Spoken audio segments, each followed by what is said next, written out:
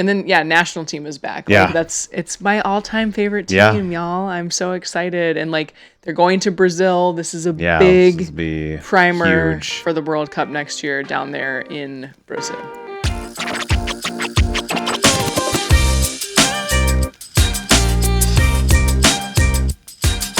Hi, I'm Caitlin. Hi, I'm Alex. And this is Raising the Game, a women's sports podcast covering the primetime performers, the business behind the athletes in the leagues, and what the growth of women's sports means for the next generation of women's athletes. We're back, episode 22. We're going to hit a lot of the same things we've been hitting the past few weeks, but it is very dense this week.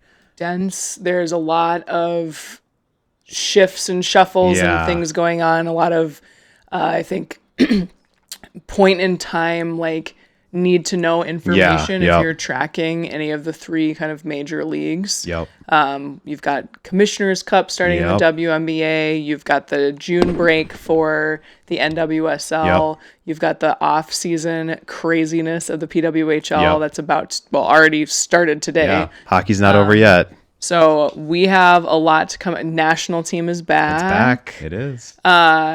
Soccer, to be clear. I just feel like I always feel like I have to clarify. This is a women's sports podcast. Yes. The women's team. And we do know the men's team has a game in a couple of weeks, but we are not talking about that here. At least not yet. Not yet. Maybe we will. All right. Before we get into headlines, you want to do favorite thing? Yeah, I think my favorite thing, I'm going to show my bias here. The Lynx are number one in the league as of before we recorded this. So that's always good to see. Also, Commissioner's Cup, like, it's games every day, basically. Every day. For the first 2 weeks of June, basically. And we'll describe a little bit what that is a little bit later in the podcast in our W segment. I feel like mine would also kind of be the Lynx. I'm trying to think of something else that's like a good one, but they've had some really solid performances as of late. I am still, like, really impressed by the Utah Royals. They are still unbeaten now in 10 games. They drew one of the top teams, Portland Thorns, over the weekend. We'll talk a little bit more about that, but I feel like they just continue to, and that game too was like a duel back and forth between those two teams. And then, national team is back. Like, it's my all-time favorite team, y'all. I'm so excited. And, like, they're going to Brazil. This is a big primer for the World Cup next year down there in Brazil. Yeah. So, all right. Should we hit these headlines? Let's get into it. All right. Spanish footballer superstar Alexia Putellas announces her departure from Barcelona after 14 years and 508 appearances as the all-time top goal scorer with 232 goals. Yeah, this was, I think, sort of anticipated as they wrapped up their season, but doesn't make it any easier, especially when you've spent so much time there. But we've talked here on the pod about how, like, the market's open in the NWSL for some of these European players to come over. And as far as of the time of this recording, Putellas has not yet declared where she is planning to go next. There's rumors that she has had talks, I think, with a number of WSL teams. But I did also read that there were reportedly some meetings with some NWSL teams as well. Also of note, when we're thinking about that, was the Jamaican international superstar Khadija Bunny Shaw. Her would with Man City was up. And there was kind of rumor swirling, like, would she leave? Would she leave? Well, no, she chose to stay. Okay. She became the highest paid women's footballer in staying. So she signed a 4-year contract. She's going to get about $2.3 million US per year on that contract. She just won the WSL championship with Man City. She has scored 118 goals in 137 appearances. So do the math on her clip there. Pretty wild. So kudos to her. But this is it's awesome to see, like, rising tides lifting boats, right? Exactly. We continue to see this battle. And we said this many episodes ago when we were talking about Trinity Rodman's contract, that, like, now it starts to set that bar higher and higher and higher. And we're just going to continue to see this, we've seen it a lot lately. Lindsay Heaps closes her European League chapter with Lyon. Yeah, so just kind of look back real quick. She scored 27 goals in 47 appearances with Lyon over 4 seasons. This was not Heaps Horan's first time in France. So she kind of started in, I believe, what was a WPS, like the precursor to the NWSL. Went and played at Paris Saint-Germain for a little while. Came back, played with the Portland Thorns in the NWSL. And then went over to Lyon on loan from the Thorns and then ended up signing a full-time contract. So as we know, she returns. She's one of the big kind of new gets after this June window for the Denver Summit. So more to come on that, but that's an exciting exciting for the Summit. Little bittersweet that they didn't win the UEFA Champions League, but she had an incredible career, lots of trophies, lots of hardware added to the cabinet there while she was with Lyon. Maybe more to come here. Let's hope. Arina Sabalenka and Naomi Osaka clashed in the 4th round of the French Open in a primetime night slot, the first women's match to be in the night schedule since 2023. So let's why? Yeah. So this broke a 32 game streak of only men's matches being played at night at the French Open. Now, Sabalenka beat Osaka in straight sets, and I was reading some reporting that some fans felt like they didn't get their money's worth because they didn't go back and forth. Excuse me. So first of all, and this is an interesting thing that I think tennis needs to work out, right? Women play 3 sets. Yep. Men play 5. So if I bought tickets to one of these slots, not necessarily knowing who's playing, I went from a match that's probably 2.5, maybe 3 hours long to an hour and a half. And so I can understand that. I think it's interesting because to me, it brings up the debate of should they be shifting women's tennis to 5?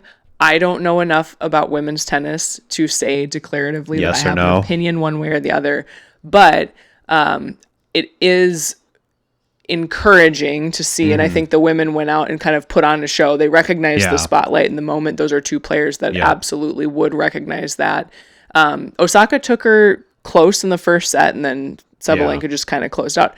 But also, Sabalenka is the world number 1. Yeah. And Naomi Osaka is ranked, but she's nowhere near where she was at kind of in her prime a few years ago. So, would a match between Sabalenka and Swiatek or Rybakina be more take up more time? I don't want to say more entertaining, but take up more time potentially. Maybe, and they need to explore that. Yeah. Serena Williams is back. This was all over this week, and it kind of started to trickle out, and you're like, wait, what? And then it's like, oh no, she is back. So she is planning to be a wild card entry to play doubles at the HSBC Championship in Queen's Club at Queen's Club in London. Excuse me. It's rumored that she will be paired with the world number 9 Victoria Mboko, Canadian international, who's been kind of surging on the rise lately. That has not been confirmed, but just a quick run back on the GOAT. She hasn't competed since 2022. She has 23 Grand Slam titles, which is the 3rd most by any tennis player, man or woman. Yep. She has 367 match wins, the most all-time among women, and she has twice won 4 consecutive Grand Slam titles. Yeah. So Grand Slam title is going to be the U.S. Open, the Australian Open, the French Open, and Wimbledon, all in the same year. That's what that means. She did it in 2002 to 2003, 2014 to 2015. Yeah. Only Steffi Graf has ever done it twice. Serena did it within basically 10 years of each other. Yeah, that's wild. Yeah, she is goated, and I am very interested to see her play. We're also seeing this theme of older semi-retired or women who kind of pause their careers. Alison Felix comes to mind. We talked about Megan Agosta coming back because the PWHL is maybe having an opportunity for her. I love to see it. I think she could be 80 years old and she could trickle out that she might be coming back, and people will be like, absolutely. Oh, 100%. 100%. You want to talk about absolute dominance Yes. in a sport, it's Serena Williams. Yes. Chicago Stars fired GM Richard Fuez after a 3-0-9 start to the NWSL season. There it is. I had to like do the math multiple times today when I was doing the stats here. They have a minus 19 goal differential. Ooh. They have scored 5 goals in 12 games. Not good. I know Mal Swanson is back, but you cannot put this all No. on that woman's back. No. The Stars president said this. This is a quote. What we hope for in a league like this is to be competitive, but at the very least, you need to have a compelling product on the pitch. Yeah. I don't think we have either this year. No. And I tend to agree. If you watch the Stars play, you have no idea what their identity is. No. You don't know what their scheme is. I've called them a guaranteed win on the schedule. Yeah. They're basically a guaranteed win on the schedule, and they cannot score. Yeah. So they got to figure that out. Yeah, they do. Maybe this will help. We'll see. Delta teams up with Flavor Flav for She Weekend in Vegas in mid-July. Yeah, I'm sure we'll talk about this as it gets closer, Yep. but they have gotten some really cool sponsorship partners, and it's cool to see Delta kind of chipping in. I think they're going to help with getting all the athletes there, right? Flag football, fastest growing sport, and it will have an NCAA championship in 2027.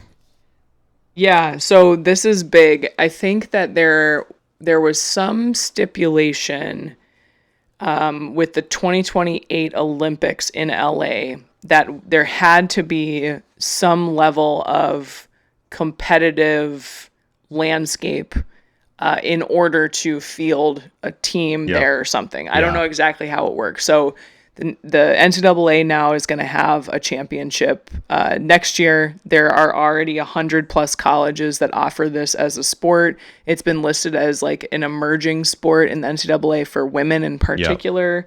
You had 69, almost 70,000 high school aged girls playing the sport, up 60% year over year, last school year.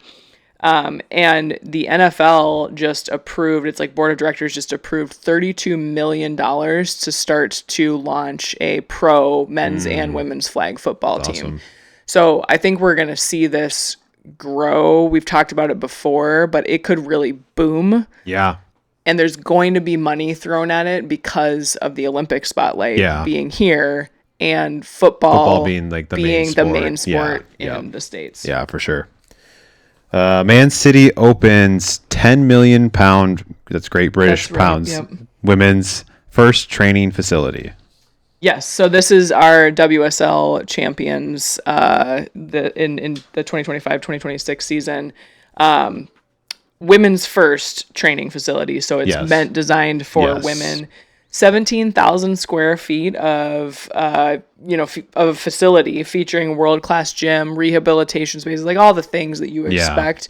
But we're continuing to see this everywhere right now too, right? This investment in creating spaces for the professionalization of these female athletes, which is so deserved and so necessary. Like, I don't need to get too on a soapbox here, but when you think about women do just need like safe spaces to do their training, to do like it's a bummer that still is something we have to be worried about. But like they can bring up issues that may not be taken, they're going to be supported appropriately. So cool to see. College softball World Series heats up with number 1 Texas taking down Tennessee today to advance, and Alabama and Texas Tech squaring off tonight to determine who will face Texas in the championship.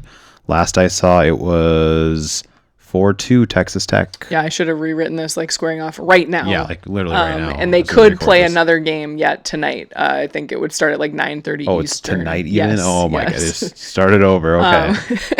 So that'll be really interesting to watch. There has been, quite a bit of dramatic storylines coming out of the College World Series, or Softball World Series, I should say. There's some like inter-team rivalries and players who have transferred between and like just bad blood. Like you want to go look into it. It's pretty fascinating. But the World Series, the championship will be played Yep. starting Wednesday this week. I think you have this Yes, in What to Watch. One thing I do want to call out, though, was I think it was during an Alabama game, the feed cut out on ESPN. Okay. And instead of like, well, first of all, you are at like a world-class baseball facility. Yeah. Baseball, softball, whatever, Yep. field facility. You do these nationally broadcast tournaments here regularly. Yep. Why is your feed cutting out? Yep. Right? There's no weather or anything like Yeah. that. Second of all, they switched to some other like random men's sports programming, and it's unfortunate because it delegitimizes the idea that like, why can't we just hold a pause and go to the analysts in the room to talk about the game, right? That's what they do on freaking rain delays in baseball games. What happened when the lights went out at Mercedes-Benz during the Super Bowl? Like, but essentially the message that they sent to viewers is like, oh, we have other programming. We didn't actually necessarily want this, or this was, you know, like we have something else going on here. And it's really a bummer. Now, the other thing I have to call out is the superior level of professionalism of the sports siren Holly Rowe, who started to live stream the game and do color and analysis for people who couldn't see it on the TV. Yeah. So I'm sure there were other crew members that were helping her with that, but like, you want to talk about somebody who is passionate about making sure women's sports gets their due. It's Holly Rowe. Yeah, for sure. All right. Let's move it into PWHL. We have some interesting news about pay. Yeah. We're going to talk postseason awards and then I think some coaching updates. Yeah, and we got to do a little our expansion. highlight of expansion. Forgot So about that. we're gonna speed over a few of these, but just like some, again, it's like big news items that we didn't feel like we could just sit on for a week. So the Players Association, the PWHL, voted for salary transparency. Yep. This is historic. It's never happened in the PWHL. It's a 3-year-old league. Like, whatever. But I find the timing of this very interesting, right? Yeah. Because you are about to send out most of your players to go negotiate contracts. Yeah. And now all of the agents know exactly what everyone's getting paid. What they need to ask for. Exactly. So here's how those numbers broke down, and it's things that I find really fascinating. So there were 10 players who earn over $100,000 a year. Yep. Okay. Emily Clark of the Ottawa Charge is the highest paid at $127,000. Mind you, we have 194 players in the PWHL. Yeah. So 10 of 194. The average salary is $57,000. Yeah. So means you go lower than that. Yes. The minimum salary is $37,000, and that is earned by 16 players in the league. But what was the most fascinating statistic to me was that 34% of players, right? Yep. Earn $60K or more. Yep. That means, if I'm doing my math correctly, that 66, right? If I'm doing that right, percent of players earn less than $60,000. Yeah. Yeah, that's wild. So over two-thirds of the league earn less than $60,000. Now, come at me with like, they don't make any money. We've talked about that here. I get it, right? Yep. But what I think I'm not arguing that they need to like be bumped up to be making millions of dollars. Yeah. But what I think is really important as these negotiations start to develop is you have 2/3 of the league who's sitting there saying, I'm in the bottom 2/3 from a pay perspective, right? And now there's 4 other teams that I can go join. Like, I'm really curious how the league is thinking about that in terms of like what the salary cap, like does the current CBA hold up with all of this movement? Yeah. And then like, how is that going to play out in these negotiations? Because I might be looking at Emily Clark's salary if I'm Taylor Heisey, right, or whatever, and saying like, well, I want to make more than her. I think I should make more than her. Well, can teams afford that? Yeah. I think it's a couple of things. Like I don't have the specifics of the CBA, but I think there are going to be some expanded games. There's got to be expanded games with more teams. So how does that play into the revenue? Yeah. Does that bump up all of those minimum numbers by whatever percent? Right. I'm sure that the PWHL has probably done the math on that. But yeah, it'll be interesting to see where that money comes from, if they can afford more, what these kind of shake out as. Right. Well, and to talk about that too, you've got to be thinking like that U.S. broadcast deal we keep talking about. That's a huge influx of cash into the league. PWHL, the league might know something, and they're sitting on that, ready to we have this money But in my view, you're still constrained by the CBA. So this is where I'm like, are the players potentially also I just think it was really interesting timing, right? I go back to how I opened that segment. So something to watch for, something that I think I will be curious as we go through these next couple of weeks with all the signings, how transparent those deals are, right? How long are the terms, things like that. Yeah. We've heard news that there's plans to potentially offer 4-year contracts, which the PWHL has never done. So lots to keep in mind on there. We did have a few more postseason award nominees come out. You want to take us through those? The first one up here is the Billie Jean King MVP award. I think from my research, this is the first year that a goalie has made it into the nominees. I noticed that. And not only do we have one, two goalies are in there. So we have Anne-Renee Desbiens, Montreal Victoire, the Wall of Montreal. Do you guys really need us to say I think we talked about her. We gushed about her last week or the week before. Probably both. Yeah, probably both. Just a couple of stats here. She had, I think the stat I want to focus in on, she had 25 games played, 7 shutouts this past year. Jeez. 19 wins. The other goalie here is Erin Frankel, Boston Fleet. 19 wins. She had 8 shutouts, so one more than ARD. Then we had Kelly Panic of your Minnesota Frost, the only defending forward, the only non-goaltender apparently nominated, but defensive forward but she was offensive this year, right? Yeah. So.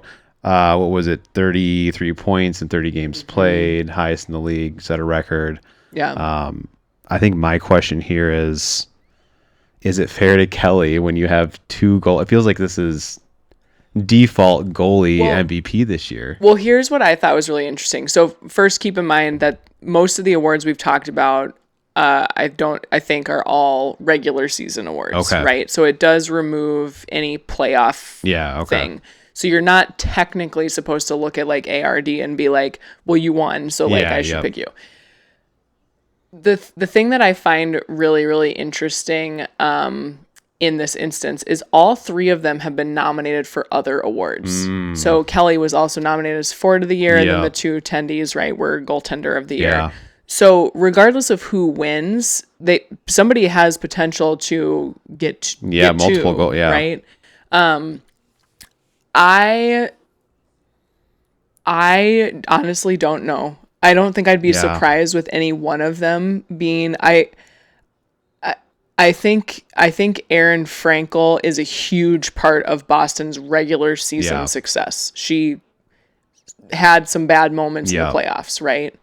I think if it's down to the 2 goalies, I think it's ARD. Yeah, I think so too. I think if it's down to ARD versus Kelly Panic, then I don't know where this is going. And then this is also funny because I think last week we did our debate on the Forward of the Year or whatever, and I was very much Taylor Heisey, and you were very much Kelly Panic, and then Kelly gets nominated for MVP. So clearly she was important obviously. to her team.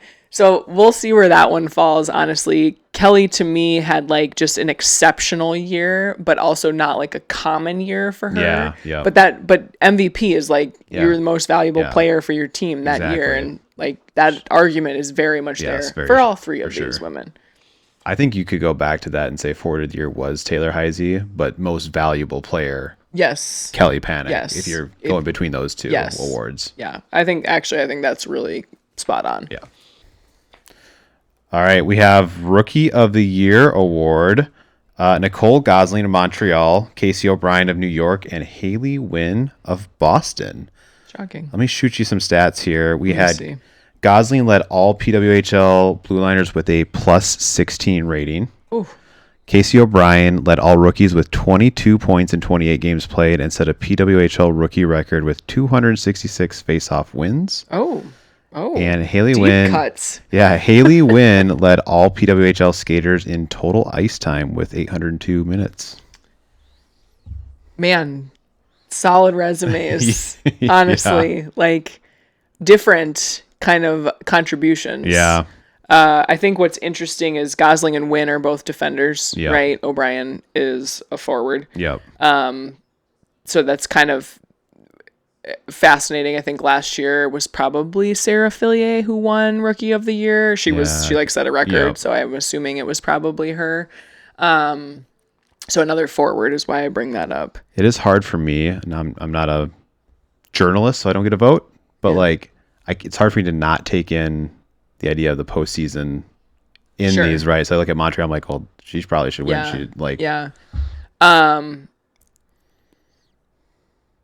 I just think I have a hard time, not to take away from Casey O'Brien, but I have a hard time when like your team didn't necessarily excel and you get an award, right? Yeah.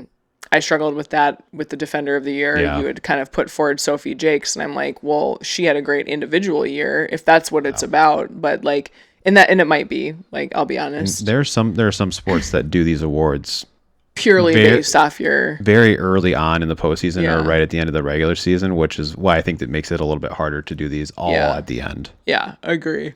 So I honestly don't know. Excuse me. Who I would pick here. I'm biased to Haley Wynn, I think, because of the Olympics, like she Yeah. and her Yep. brothers, Yeah. and like the kind of like family support she had. So like I feel like that's playing in the back of my head, Yeah. like the emotional side's coming out. But it'll be interesting to see. I think Yeah. all deserving Yeah, based for sure. on Absolutely. different elements of their game. I would have to look at all of their stats without names attached to make my actual choice, I think. That would be fun. Yeah, we should do that we one should do that. episode. Yeah. Just like grab stat lines and be like, whose stats are these? Let's do it. Okay. All right. So we will be watching, I believe all of these award winners get announced on June 17th, which is 2 Draft day. days. Yes, that is draft day. You're right. And 2 days before the free agency, like free for all signing window happens. So we will be watching for that here in about 2 weeks from now. Yeah. We'll find out and we'll share them with you. What we want to move to next are just some coaching updates and observations, mostly from Caitlin, but you can feel free to chime in here if you want. So our expansion teams, all 4 of them now more or less have a coach named. 3 have been solidly named. The 4th has not been officially announced yet, but we'll go through that. So we already knew about Troy Ryan going to San Jose, wear that dual hat of head coach and general manager, first to ever do it in the PWHL. Little bit of drama because he was Toronto's head coach. He left there to go to San Jose. He also just stepped down this year from the Canadian national women's ice hockey team. Okay. So that I read was actually planned potentially. Like he had kind of said that was going to be his kind of last go. And I actually part of me wondered, like, why would you give that up right now? Yeah. And then my thought was, did he know that there was going to be an opportunity to do this dual hat role? Yeah. And he wanted a piece of that. Yeah. So anyways, that's my speculation for the day. All right. Now, in other twisty news, Chris Spar, Potential coach of the year for the Boston Fleet, is moving to Hamilton. Yeah. He was, so as we said, Boston's head coach this year for 1 season. I learned that he is, I am going to butcher this, so I apologize, my Canadian friends, Mississauga, Ontario. That sounds legit. Which is right between Hamilton and Toronto. So he's, I think, I was shocked by this when I first saw it. Alex can tell you. But after reading into it a little bit, I'm like, oh, you want to be closer to family. Yeah, 100%. And like, I get it. Yeah, that's fine. He was probably stoked when they named Hamilton. Yeah. Okay. And obviously coming off a very strong season, so that's cool. Yeah. And then Josh Skiba. We'll look that one up. Skiba is going to go coach in Detroit. He has been an assistant coach at the Sirens, New York Sirens last season. Also a local get for Detroit. A local boy, a Michigander. Just had to say that. Yeah. And he was also on the U.S. Gold medal winning team staff. Okay. Did you know that the coaches of Olympic teams do not get medals? Really? Isn't that sad? That's a bummer. Right? They don't get them. Gosh. That's sad. That's our whatever setback. Our coach Sherry down in Mankato, who was on that staff, didn't get one. Bummer. I know. And then for Vegas, again, not yet officially confirmed, but I think it will be soon. Kim Weiss. Okay. So she is currently assistant coaching the AHL's Colorado Eagles. All right. And so they are in the playoffs right now, or were at the time of taping or the time of the announcement. So they haven't officially named her that. The Screaming Eagles. Should I point out the disparity here, or do you want three men? Okay. I'm assuming. Mm-hmm. Yeah. Yeah. I assumed some genders here, but we had four new teams and we couldn't bring in at least 2 female coaches. I am bitter about it. So let's look at our existing teams. Maybe we'll see if that balances out. Spoiler alert, it doesn't. So Minnesota, we have Ken Klee. Yep. He's a Colorado native, so if they ever put a team in Denver, he's out. Yeah, he's out. Vancouver, Brian Nadolski. New York, Greg Fargo. And then Montreal, Corey Chevry. Yep. And Ottawa, Carla McLeod. Yeah. Our favorite ladies. Seattle, open. Boston now, open. Toronto, open. So we still have 3 coaches that we don't know. Yeah, I wonder who they're looking at, because those have been open for a little bit now, right? Yes, I am honestly surprised that we have not at least heard about Seattle, because that Stephen O'Rourke got fired a couple weeks ago now. The Toronto and Boston, I could see that news all came out. But at the same time, like, those conversations had to have been happening prior to the announcements, right? Yeah. And so I wonder if it's anything like the NFL or anything like that, where you have to have like permission, or if there's, I don't know, but surprised it's not filled yet. Yeah. So we're going to have 12 teams right now. We have 3 female head coaches in a women's sport. And I am all for making sure that you have the most qualified people in the chair. I struggle to believe that there are not more than 3 qualified women to coach professional women's hockey. Yeah, 100% agree. And that needs to be something that we push for.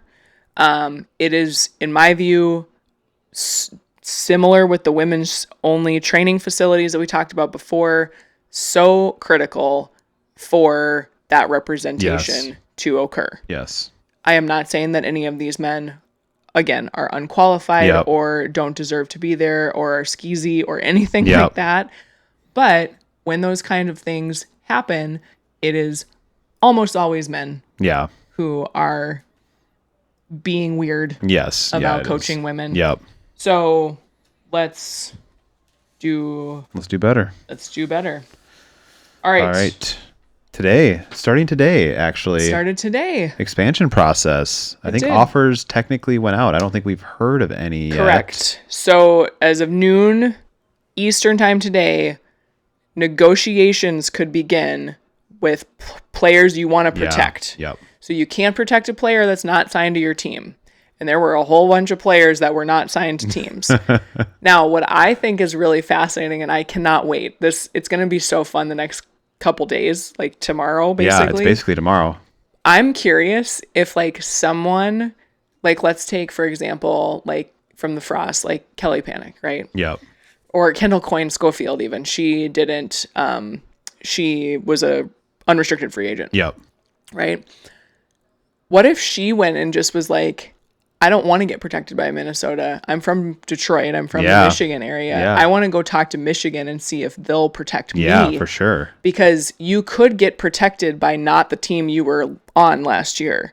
Oh, because if you were a free agent, they just have to sign you. Interesting. I know. Wait, could they sign and then protect? You have to sign. Free agency didn't start until after the draft. No, right now you have to sign your protected players. So let's talk through it a little bit. We're gonna take this now the next couple weeks, like phase by phase as they're happening. Yep. So we're only gonna talk about phases 1 and 2 tonight. Yeah. So phase 1, 3-player protection over 2-day negotiation window, which technically started today, but they can't do official offers until tomorrow. Okay. We may... Oh, wait, cut that out. That's my note. Okay. No, don't actually cut. I'm just... Oh, okay. Oh, well, now cut it. Well, now we're going to cut it. We'll leave it in. Okay. Existing teams may... I read the wrong line. Sign players on expiring contracts. Yep. That's any existing team can sign any player on an expiring contract. Protect 3 players under contract. Yep. So they have to be under contract to protect them. And they can only lose 1 player. Yeah. So if Kendall Coyne Schofield, in my example, goes and signs with Detroit because she wants to play for Detroit. Is it a matter of timing then?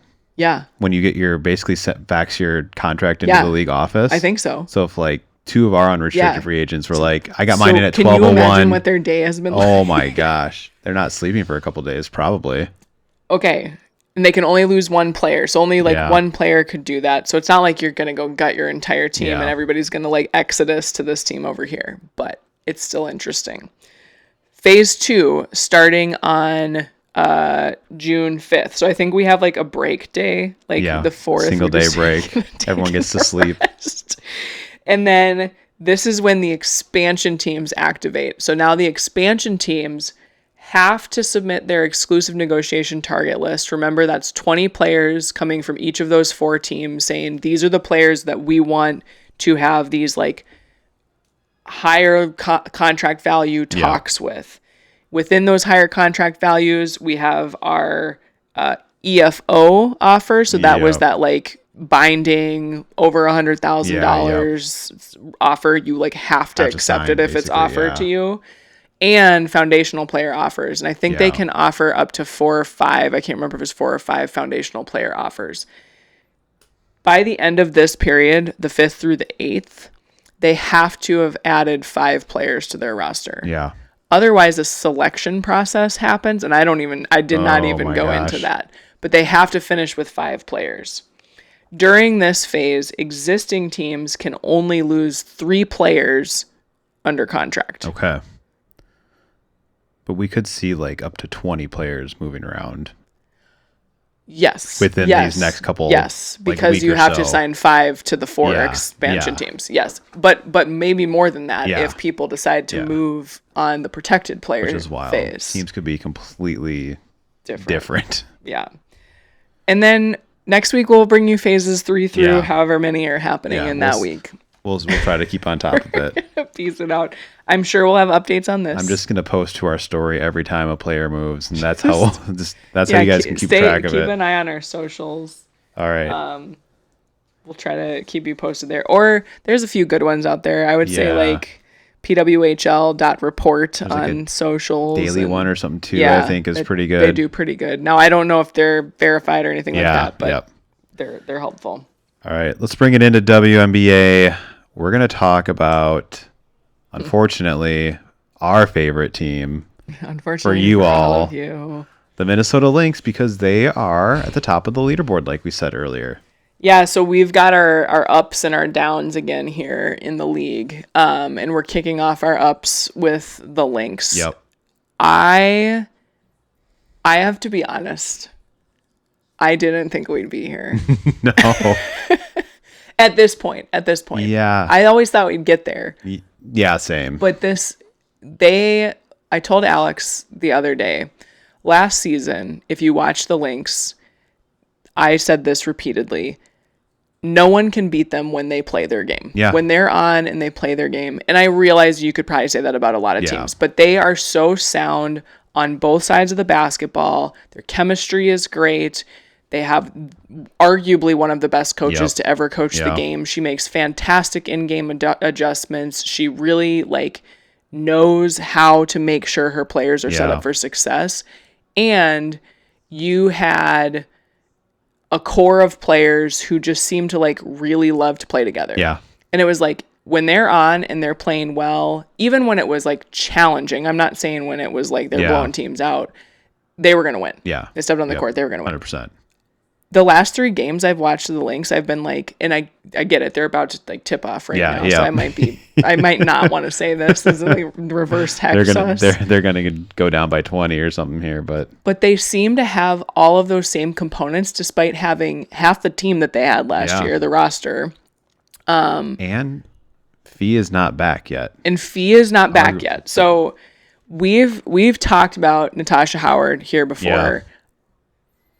My goodness, that girl, she's phenomenal. That woman put on some spin cycle move in their game against, I forget who they were playing there.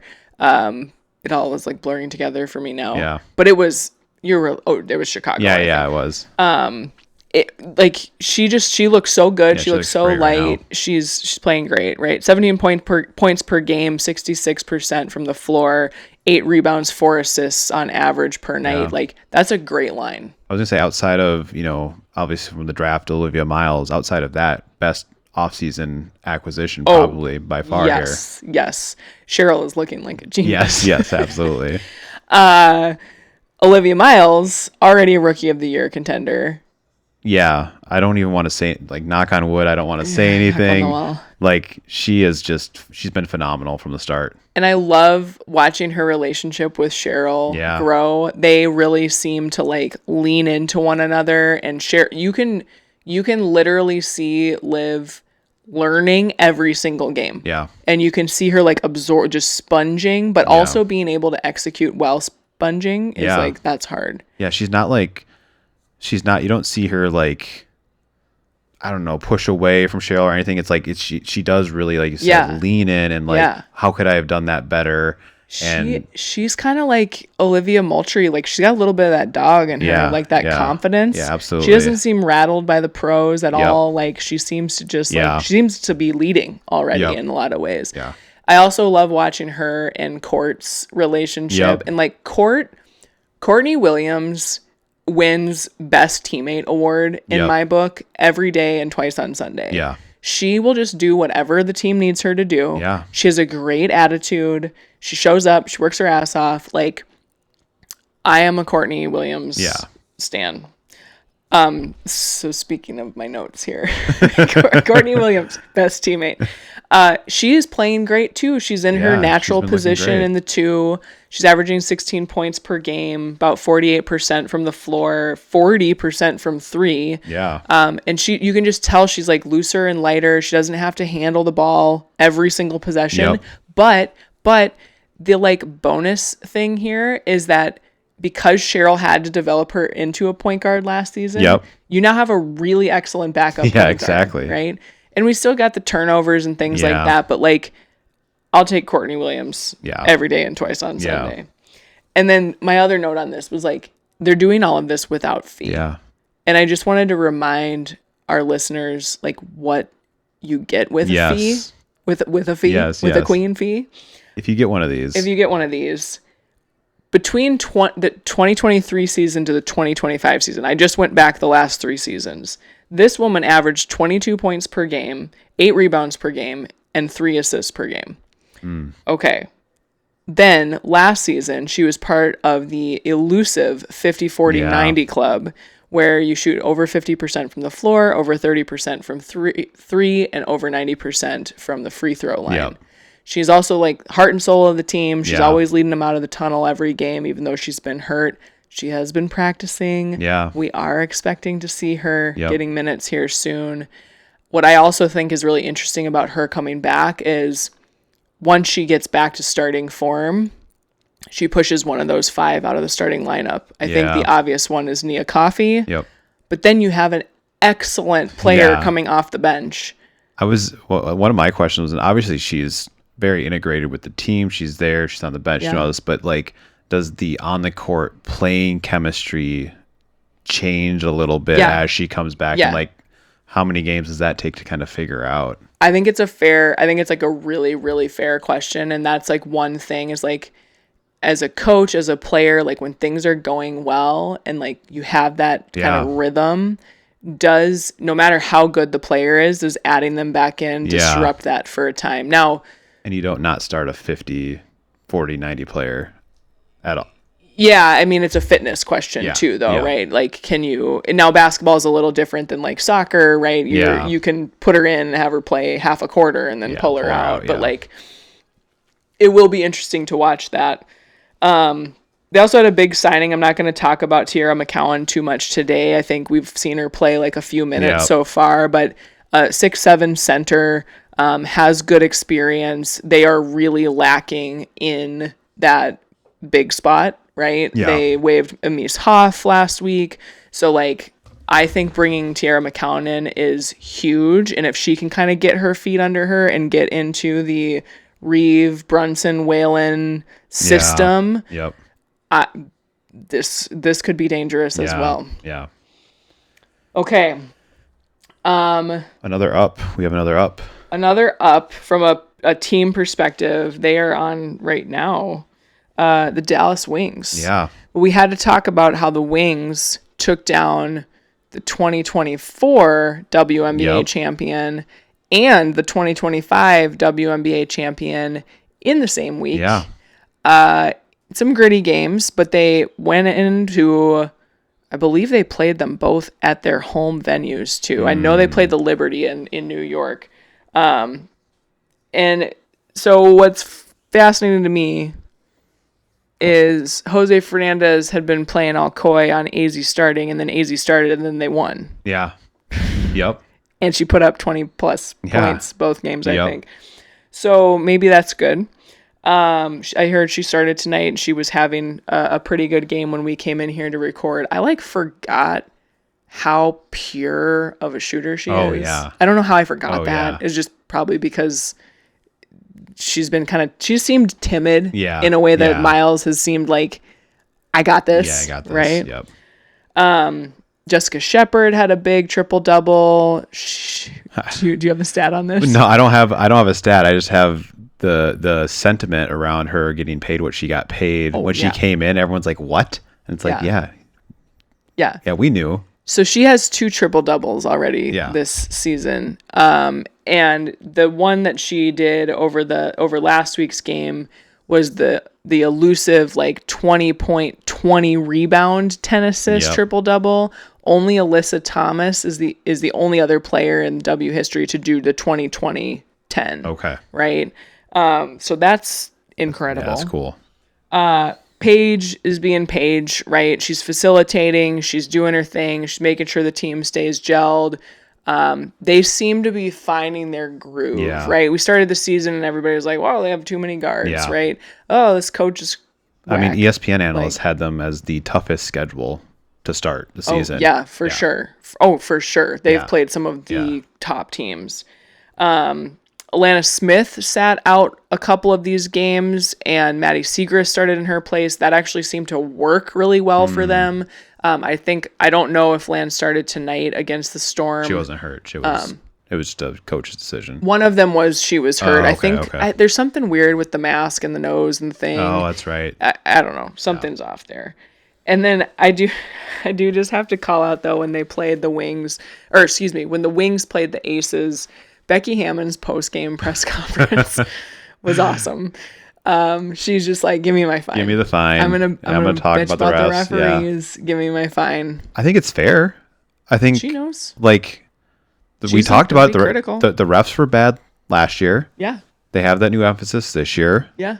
And honestly, I don't think it's been consistent yet. And her beef was it was imbalance between the two teams. She's like, when Asia Wilson, Jackie Young, and Chelsea Gray, I don't remember if it was those 3, but when they all shoot less free throws together than one player, Awa Kyer on the Dallas Wings, that's a problem. Yeah. Right? We talk about someone in me, like, I didn't watch a lot of basketball growing up. Sometimes I don't know what a foul looks like. Yeah. I've watched WNBA for the past 3 years, and I'm still turning and going, was that a foul? Yeah, it's very hard. It's just not consistent enough for a casual observer to go, yeah, and I would that's say a foul. right now is not the time to try to learn what is a foul and what's not because they kind of are adjusting it, right? And so like I'm even struggling sometimes to be like, even in the that's slow-mo, a foul. you're like, I'm not quite sure, I don't know. Right? So I think it's good. Becky Hammon's one of those coaches who, A, she's earned the right to speak her mind. Two, she will speak her mind, and she's going to say, damn the consequences. I'm going to say what needs to be said, right? Cheryl's the same way. Yeah. Okay. A couple more ups really quickly. So I wanted to call out just like the expansion team fan base enthusiasm has been so awesome. And I'm including the Valkyries in this because they were an expansion team last year, but it continues into this year. And I just think it's great to see they're clearly those markets wanted these teams. I was looking at attendance data for the season so far today. And the Portland Fire averaging 14,000 fans per game. They've had 2 sellouts of 19,300 plus fans. They were rocking in that game against the Fever, which we're going to talk about in just a second here. And I really think that was a huge part of that game. Yeah. And like if you like going into Valhalla, which is where is what the Valkyries thing is called, right? Valhalla. And then Portland's the Fire Pit. Like it's so cool to see that they're like, okay, we've got a 6th woman on the floor, right? In the form of the fans. Speaking of the Valks, so if I look at their attendance data for this season, I was like, okay, they have the highest attendance. It's like 18,600 people. And then they also had like the low and the high. And the low and the high are also 18,600 people for both of them. So I was like, wait, what? And I was like, they literally sell out every game. They just sell out every game. They sell out every game. Crazy. It's bucket list item for me. I need to go to a game. Yeah, we got to do it. And then the tempo, while the tempo's numbers are lower, 8,200 folks, that is a sellout or close to a sellout, as close to a sellout or capacity in their venue, because they had something very similar to the Valks where it was like their average attendance was this 8,200 and then I think their high attendance was 83 and their low was 81. So like they're can't go much higher. Right. And so that's where I would, and they're still not the smallest arena in the league. The Mystics they have like 4,200 person capacity. But I love seeing the expansion teams in particular, those fan bases like really be passionate about. Really get into it. Exactly.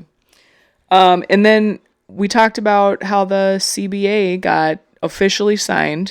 And with the CBA came that's right. veterans, what do they call them? Veterans recognition payments. This is so cool. Like just shows that the current players were thinking about the ones that came before them, and it's so cool to see this. So retired players with 5+ years of experience will get a little like payout. So for 5 to 7 years in the league, you get $30,000. For 8 to 11 years in the league, you get $50,000, and if you were 12+ years in the league, you get $100,000. Like knocked into your bank account. That's great. Okay, we're gonna move to the downs, and we have 2. But the big one is the Indiana Fever. Everything going on with them. We are going to talk about this. We got to. There's a lot of things happening here, but they have back-to-back losses for the first time this season over the last week. They have lost to the Dallas Wings. Opening day. They lost to the Mystics in overtime. They lost to the Valks just this past week, and then they lost to the Fire. Until the loss to the Fire, their losses were by an average of 2 points, basically. Close games. And like we said, overtime with the Mystics, right? 2-point loss in against Golden State. But then they got blown out by the Fire by I think it was 17 points by the end of the game, 16 or 17, but the Fire were leading by 26 at certain points. Was points. that the game where they had played the night before? Portland had played the night before. Yeah. They had gotten beat by, it's escaping me now. It was a tough game. It was a tough game. The night before. They played the night before. The Fever were coming in off of a 2-day break after the loss to Golden State. Yep. The Golden State game caught a lot of attention in the midweek because there was some particularly, I don't even know what to call it, like obvious flopping. Just like body language situations with Clark. Caitlin Clark then did not go to the post-game press conference, which you can get fined for that. I don't actually know if she did, but she was clearly upset by how they played. Not excusing it. You got to like do your job, but that's what happened. And then you get to this game against Portland. Yeah. And I got to be honest, we had it on. The Fever went out 8-2 to start the game. And I was like, okay. Like Portland's been kind of like womp all season, like can't really figure out like what's going on with them. And then we went away from that to watch, I think, some soccer, and we came back, and Portland was up 17 or 19 to 10. Yeah, that's a 17-2 run. Yeah, like what happened? And then they never stopped. Never let go. And I wanted to talk about this from the lens of like the basketball side. Yeah. And like what I'm seeing there. And then I do want to talk about like the team chemistry, the dynamic, the whole viral huddle moment with Steph White, like, right? So here's what I think. I think we're seeing some chinks in the armor that frankly, in my view, have been there almost all season. Yeah. Right. They are the highest scoring team in the WNBA right now. I think that is getting them past a lot of other teams in some of these games where they're winning because they just can put up more points. Yeah. Their defense in particular against Portland, but also against Golden State and also in other games that I have watched is bad. Yep. They don't have great on-ball defense outside of a couple of players, right? I think Lexi Hall is a decent on-ball defender. I think Sophie Cunningham can be. She's long. She's athletic. Kelsey Mitchell can be. Raven Johnson is a great on-ball defender. What Portland really exploited was Caitlin Clark and Aaliyah Boston. Yeah. They decided that if you go after these two, you're going to get past them. Which is weird because, like, Aaliyah hasn't really had that reputation, in my view, in her career. But she looked slow and just, like, off in that game. I think there is an element of this refereeing adjustment and players trying to, like, figure out what they can play with and what they can't. And then when you do get in foul trouble, like Clark did in the game against Portland, you have to adjust how you play defense. Yeah. Because you don't want to pick up more fouls. And I think that's what we saw in that huddle was her kind of like, what do I do? Right. What am I supposed to do? Right. But overall, so far, their defense hasn't looked great. Yep. Right. And I think, like I said, I think they're able to outscore most other teams. Yep. But they just seem to be a little porous to me. You can outscore when your volume shooter is hitting her shots. Yes. But if she's not hitting her shots and your defense is not good, then you're going to start running into trouble. Yes. And I do want to talk about, like, they're kind of middle of the pack right now from an offensive standpoint in the league. From if you look at field goal percentage, if you look at rebounding, steals, blocks, like they're right in that like 8th, 9th, 10th spot in the league, right? So they're right in the middle. So like this is frankly like this is kind of what you'd expect. Like this is you're right in the middle of the pack. Like what I did find was interesting was like their overall field goal percentage though is bolstered by their 3-point shooting. Yeah. So they shoot well from the 3, right? But their 2-point field goal percentage is 12th in the league at 60%. The top in the league is 71% with the Aces. So they are struggling to hit interior shots. Yep. And the way that they're able to pour on those those points that I talked about is through the 3-ball, right? So I think you've got the volume shooter situation, which I think you're speaking about Clark there. Like typically has to shoot a higher volume of shots in order to get to the points that she averages, right? I went back and looked. I was like, okay, Mitchell and Boston are averaging about the same amount of points that they have the last couple seasons, along with Clark. Clark's has kind of gone. Clark's was weird last year, right? Because she was out with the injury. But, and so to me, it all comes back to this defense. And what is defense at the end of the day? Yeah. Defense wins championships. Defense wins championships, but defense is effort. Yeah. Like, that's all defense is at the end of the day. Yes, there are some technical skills, a lot of footwork, things like that, being smart. But at the end of the day, it's sort of like, do you want to get to that spot more than that player wants to get to that spot first, right? Yep. Whether she's got the ball or she doesn't have the ball. And going back to the point you made earlier, I think what we saw was with the Valkyries and the Fire, they have realized that you ISO whoever Caitlin is guarding, and you attack her. Yeah. And it works. Yeah. Because she either gets in foul trouble, which seems to disrupt the rhythm. Yep. But also,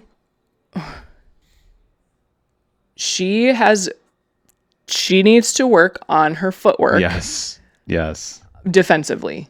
She does not have the foot speed that I see other players have. Yep.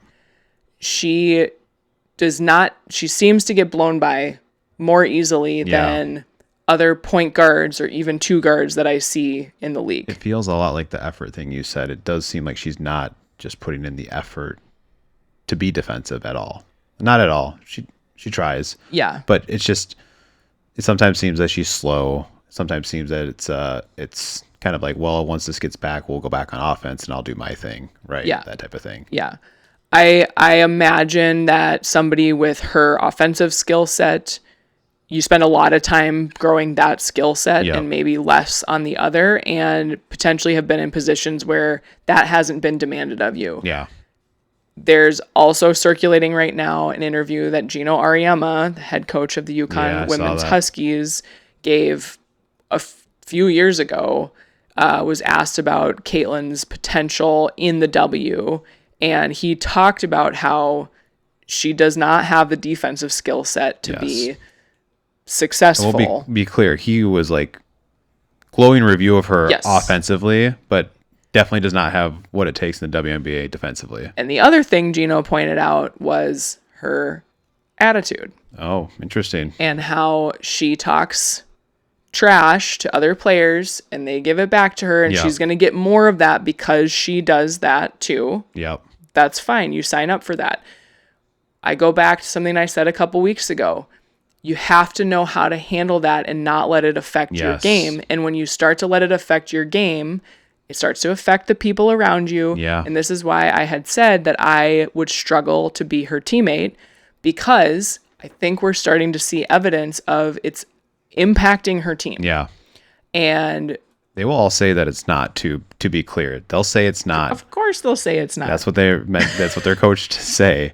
But it absolutely is. And it was very clear. It was very clear in the Portland game. It was very clear in the Golden State game that was happening. Yeah. Now, I would say that in the press conferences that I've seen of Caitlin since some of those games, not the post game, obviously, for the Golden State game or whatever, she has had some very good responses. Yeah. She seems like she is leaning into the PR training, the media coaching, or honestly, just like she knows the things she needs to be working on, right? And she understands that she's been exposed, and she's the head of the snake, guys. She is who she is. She's going to get a ton of scrutiny. She also is going to be the plan of attack for every team that plays her. And so, she does have a hard bag. Yeah. It's hard. If you're a team coming up against them, you're going to be looking at that Portland game and go, what did they do here? Yeah. And like, we're going to try to replicate that. And I just want to shout out like Portland's game plan. They were so suffocating on defense. Yeah. It wasn't just to her. I don't even know how many steals they had in that game, but it they seemed were like all over it. every time we watched, they were ripping the ball out of their hands. Yeah. Like the Fever honestly got just knocked back on their heels and just Yep. never recovered from that kind of first punch on that run. Yeah, absolutely. But I do think as we go forward the next couple of weeks, two things I'm going to be watching for. One is, do teams continue to attack Clark defensively? Two, her on-court demeanor in the Portland Fire game, not the on-bench one, the on-court one, was vastly different than the one in Golden State. Yeah, for sure. So she looked like she got a talking to, or somebody played the clips back to her and were like, you look ridiculous. Yeah. Mm-hmm. And she stopped. Yeah. I want to see if that continues or not. and can we continue to see growth there? And I hope we do. Yeah, so do I. Right? All right. Lastly, wrapping up our downs. One more down. That's right. Yeah. Yeah, one more down. Kelsey Plum. Yeah, that was a bummer. Yeah, so we Came off that huge game we talked 38 about. points, We hexed her last week. So here's the crazy thing. I neglected to look up what her injury status is right now, but she has not played since that injury. She is still leading the league in points per game with 26.8. Look at that. She is shooting 59% from the floor, 49% from three. She's sixth in the league with 6 assists per game. She is second in fantasy points. Okay. Only behind Asia Wilson. Oh, wow. And she's not playing right now, folks. Look at that. Contrasting styles. Somebody who works their ass off when they're on the court. All on effort. Both ends of the floor. All effort. KP, we wish you well. Yeah. Get better. Hope you get better soon. All right, let's talk Commissioner's Cup. Let's talk this Commissioner's Cup. First game started tonight, June 1st, Monday. We have games basically every night. Yep. For the foreseeable future. Yeah, so really quick what it is all teams within the conference now play one game against each other. Yeah. So the Lynx will play every team in the Western Conference once over the next 2 to 3 weeks. And then same vice versa in the Eastern Conference. This actually explained to me, I realized I was like, why have we been playing all these East teams?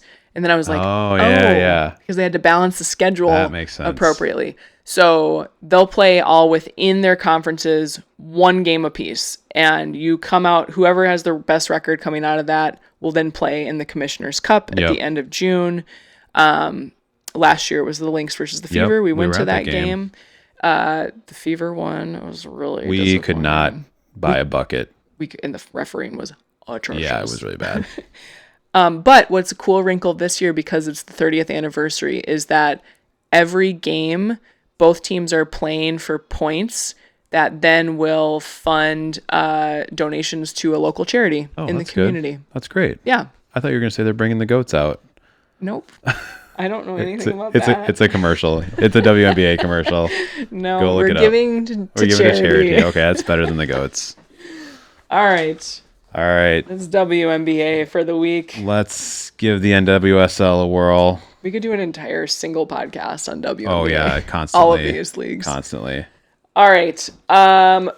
We are going to just do a quick roundup on the standings. I am not going to drain all of this. It was just more like reference for us, just so you know.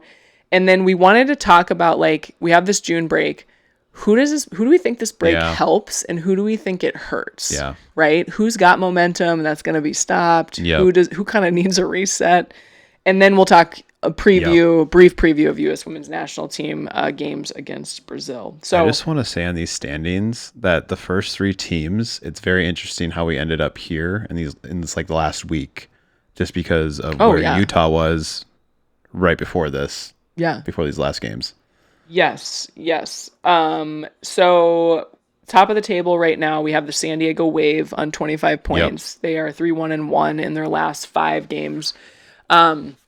They, to me, are probably the most complete team on the pitch right now. Like, they're a team that when they step onto the field, I expect them to win.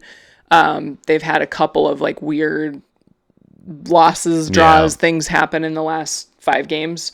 But I do think that they are top contenders Yeah. for the regular season championship, barring this June break being Yeah. disruptive for Yeah. them. Utah and Portland are tied at 24 points. So Alex was kind of getting at this, and I mentioned in favorite thing or what have Yeah. you, but like Utah is unbeaten in Yeah, 10 games. still. Their last loss, y'all, was March 22nd. Like, to put That that was in winter. perspective, that was winter. To the Wave. Yeah. So to the top team Yep. in the table.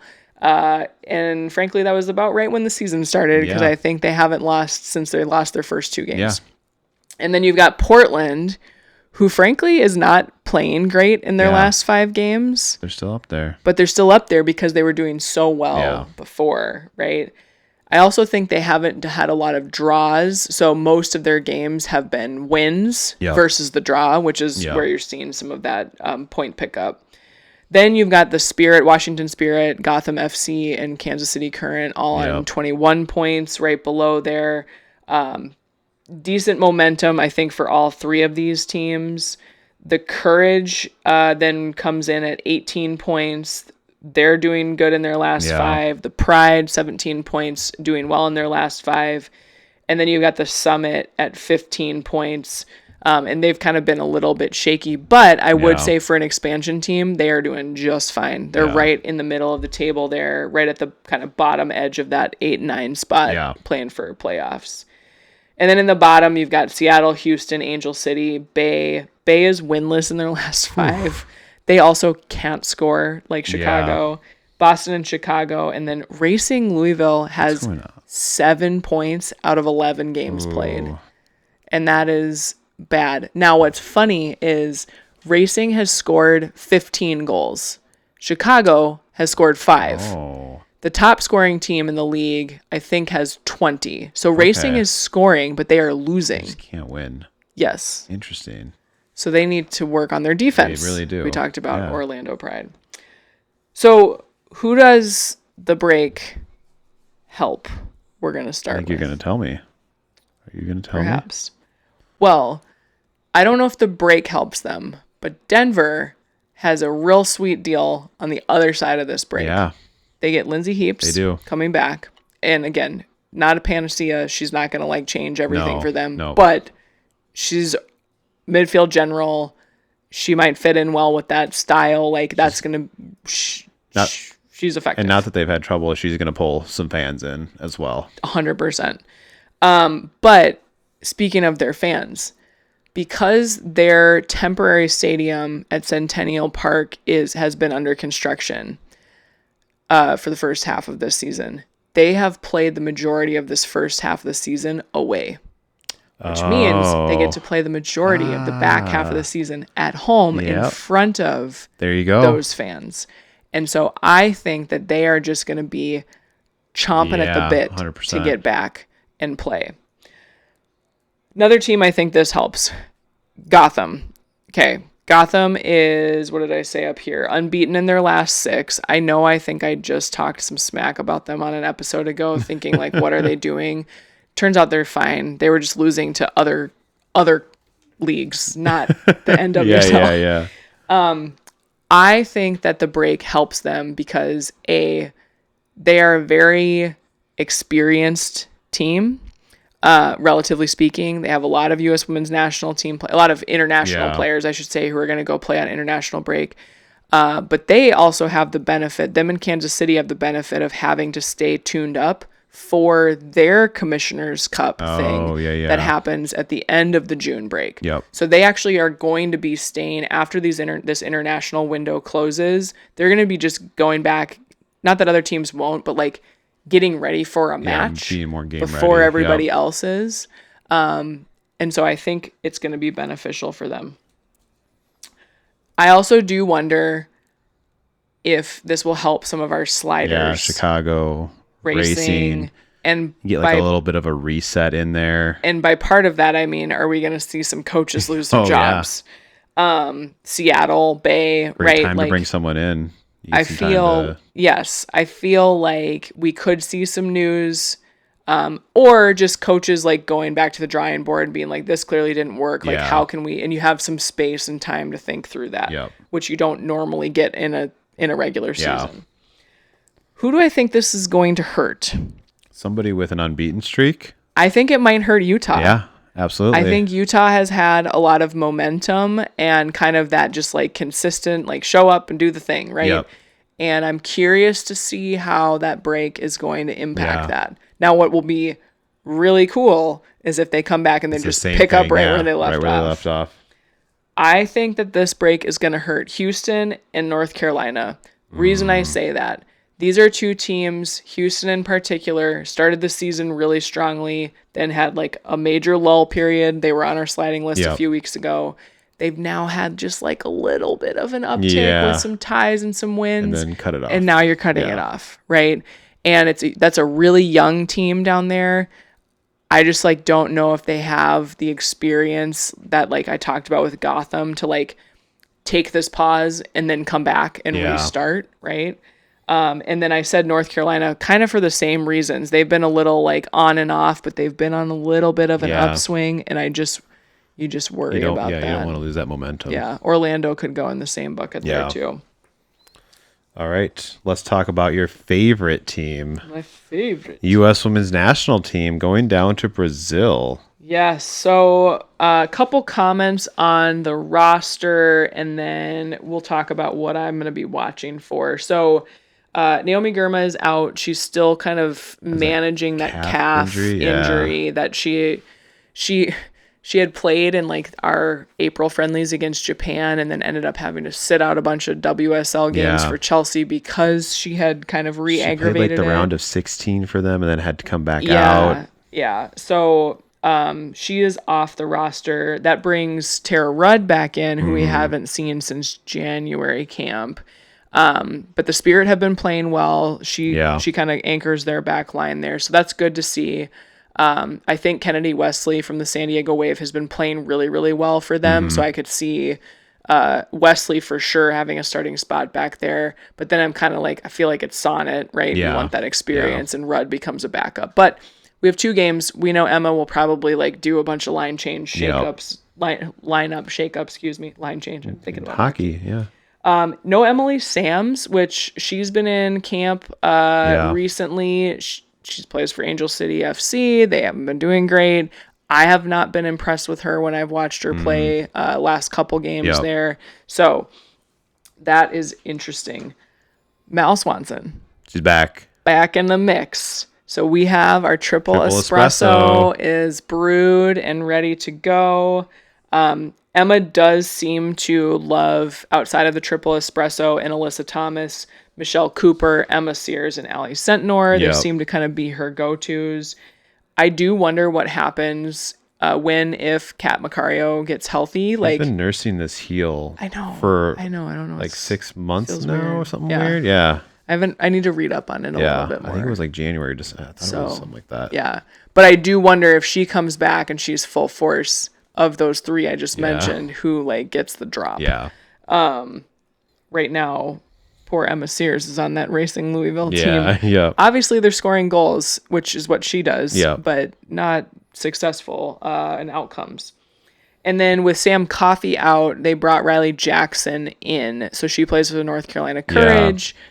She's a younger player. She debuted for the senior team actually this year in January.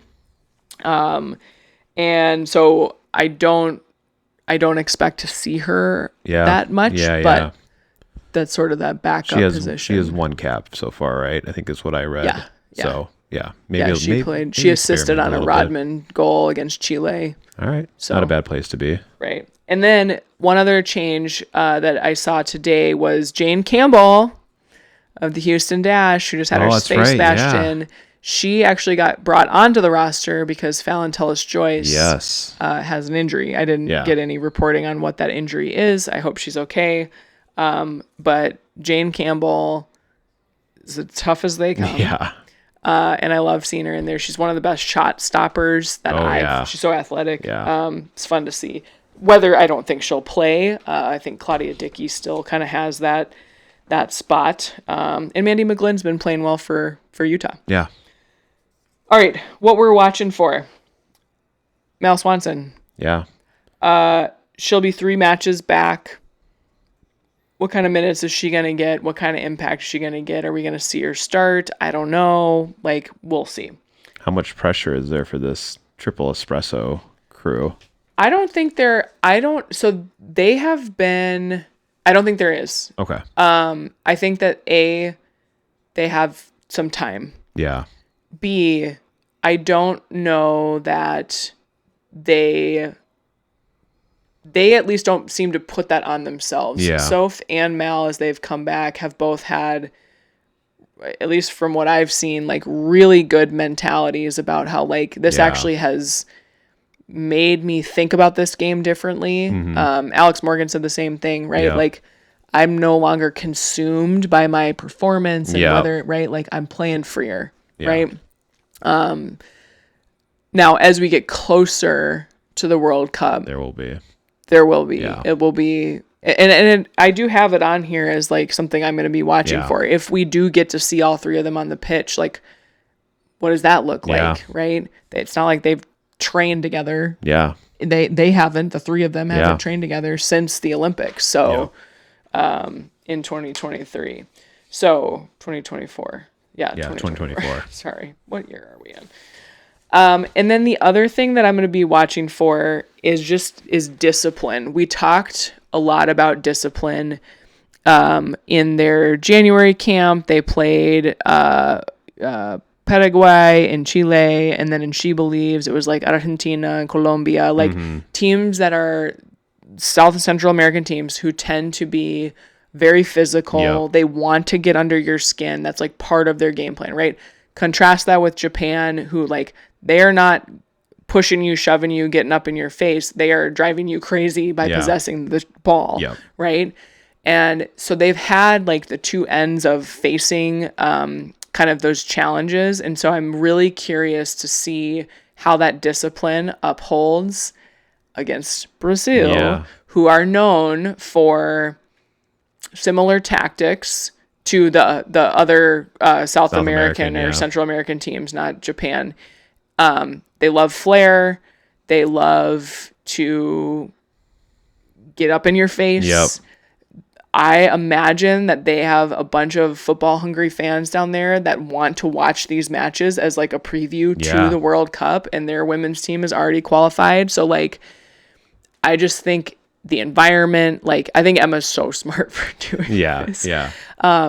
But can they maintain that discipline both from an emotional standpoint, like kind of the regulation standpoint, and then also from like a game plan execution standpoint? I think it'll be interesting to see, since there's 2 games, is Emma going to kind of test that discipline without calling it out the first game, and then kind of come in if they have trouble the first game, if they come in and go, what happened? You got mad. This happened. You made mistakes. What are we going to do this game? We're not going to do those things, right? We're going to figure out how to like kind of get around that. Yeah, maybe.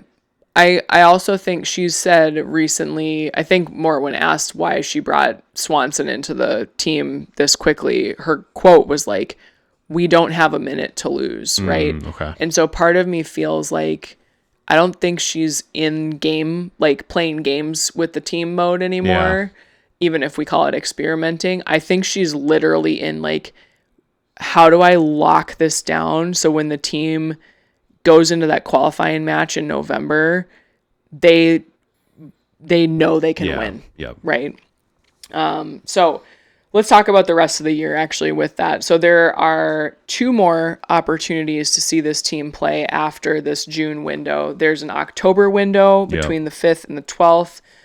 2 matches eligible at that time. I imagine we'll hear about the opponents, by July in July. And then November 24th to December 4th is the CONCACAF tournament. There are 3 matches that can be played in this window. I think the U.S. would only play 2. They are slated to play El Salvador. If they win that game, just a reminder to our listeners, they qualify for the World Cup. Right. They have already automatically qualified for the LA Olympics in 2028 because they're the host nation, so they don't have to worry about that. they will be looking to win this Yes. tournament, though. Yeah, absolutely. No doubt about it. And then there are 3 windows in 2027 ahead of the Women's World Cup. Wow. That will start in June, July next Yeah. year. So stay tuned because those are going to be your final tune-up. So they get together, including this one coming now, they get together 6 times before they are boarding a plane to go compete for the World Cup. They have to qualify, but let's wrap it up early. Let's get in there. please. All right.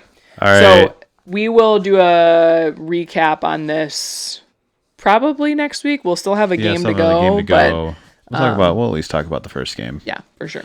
All right, let's dig into what to watch. WNBA Commissioner's Cup action will already be 4 nights deep by the weekend.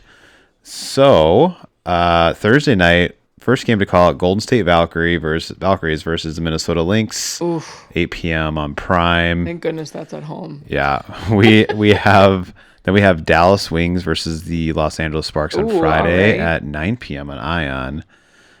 Golden State Valkyries versus Las Vegas Aces on Saturday at 2 on ABC. That's a big game. Yeah. And then we have the Indiana Fever versus Washington Mystics Sunday at 6 p.m. on Peacock. These games, there are so many games on every single day right now because of this. Like, you can just turn on the TV on the weekend, they'll be on. Turn it on at night when you're after work, it'll be on. Like, anywhere. And all over the place too. Excuse me. We got Prime, Ion, ABC, Peacock. Yep. There was a game on USA tonight. We turn on the TV and we're like, which channel is it tonight? Where is it? All right. Like we just talked about, U.S. Women's National Team versus Brazil on Saturday at 4:30 p.m. Central on TBS, Peacock, and HBO Max. French Open. We talked about this early. Yep. Semifinals start Thursday. There were still some matches to be played, I think. Yep. To Tuesday and Wednesday, and we'll know. Yeah, like Sabalenka plays in a quarterfinal on Wednesday. Yeah, and then after that, finals are on Saturday. All right. Yeah. Women's Elite Rugby, all games are on Women's Sports Network. TC Gemini versus New York Exiles at 3 p.m. on Sunday. Boston Banshees versus Bay Breakers at 7 p.m. on Sunday. And the Denver Onyx versus Chicago Tempest at 8 p.m. on Sunday. We got to watch these ones for real. Yeah, We've had it on a few times, but not really paid a ton of attention. Maybe we can spotlight it. Yeah, we should do that. Since we'll have a slow week in women's sports at some point. And then college softball, we talked about this earlier. It could be set by now. We do not have a tablet here to check, but Texas is in. It will be them versus Alabama or Texas Tech. And it starts a best of 3 game series on Wednesday and goes Thursday and Friday if needed. Yeah, should be watching that. I think I looked and they're like selling out the crowds down there. I think they can hold up to close to 13,000 in that stadium. I'll be curious to see what viewership numbers look like next week when those come out. Yeah. But that's like a big deal, that college softball World Series. So, all right. Momentum, setbacks. Oof, man, I don't know. Let's see. I am curious how that win for the Fire over the Fever will it galvanize them forward, right? They looked really good. Yep. Yeah. Like, they looked like a team. Like, if you could put together that every single night, you should be winning most of your games. Hopefully it's not like a flash in the pan type of thing. Which is often the case for expansion teams, right? You're still kind of trying to figure it. But they have a good crew over there, and I'm pleasantly surprised by the product on the court from that game and a little bit that I've watched elsewhere. They're growing into it. So we'll see if that continues. Yeah. Mine was the triple espresso being back. I think is going to be very, very. It's just a good thing for the women's national team. We'll see how they do, but I think it'll get everyone kind of hyped up. And I was going to say, I have to imagine it's just like energizing in general, even if they're not all playing together or whatever. But now they're getting to train together again for the first time since 2024, and then I think that's a good call out. My setback is Haley Van Lith. Oh, She for her went to personally. Chicago, got waived, got picked up by Connecticut, got waived, made it through waivers, got picked back up by Connecticut. So hopefully she's found somewhere in Connecticut officially for good now, or she can find somewhere else. Just kind of a bummer of a story carousel there. Yeah, for somebody who like works really hard, Yeah. I think, right? And like produces a decent amount, Yeah. right? So hope she can Yeah. stick there. My setback is, geez, this is hard. It's hard for me not to like, I should just go with my gut, right? Just do it. My setback is some of what we saw, I think, from the Fever and in particular Caitlin Clark this last week. It's a setback in terms of like this. Again, I have said this every single time we talk about her. I want her and whatever team she's on to be successful because it is good for the WNBA. However, I think what we saw this last week is not good for the WNBA. No, People don't want to watch that. No. Or if they're tuning in to watch it, they're tuning in to watch it because they want the sideshow. Yeah. And that is not what this is about. No. And so I want to see, I hope that we're starting to see maybe some corrections and that we can kind of start to move past and like play basketball. But just seeing some of that breakdown, seeing some other players' reactions or non-reactions, you can almost like tell that they're just like, just that doesn't look like fun. No, it doesn't. And it's frustrating. I get it. They're going to work through it, hopefully. Also, some AI generated headline that like the Fever are going to turn around and fire Steph White. That is the dumbest thing I've ever seen. God. After that one thing, it's like, no. So I think that's a setback. Again, I think when we came into this season, I talked about how important this season was for the W. I talked about how you need your face, quote unquote, face of the league. Mm-hmm. I didn't choose it. That's just what happened, right? Needs to be successful. Yeah. And like it becomes unserious. Yeah, 100%. When you are behaving the way that we have seen so far this season. Yeah, I agree. So. All right. RTG_pod on Instagram, Threads, YouTube, Raising the Game podcast on Substack, raisingthegamepodcast@gmail.com. I hope I'm getting that one right. rtgpod.com. And I think that's all of them. Check us out. Do we just have an inbox somewhere that has a bunch of emails that you're like... No, I watch it. I just don't remember what the email address is. So. Oh, well, I think you did great, honey. Yeah. All right. Thank you. You're welcome. All right. Till next week, y'all. Thanks for being here. Bye. Bye.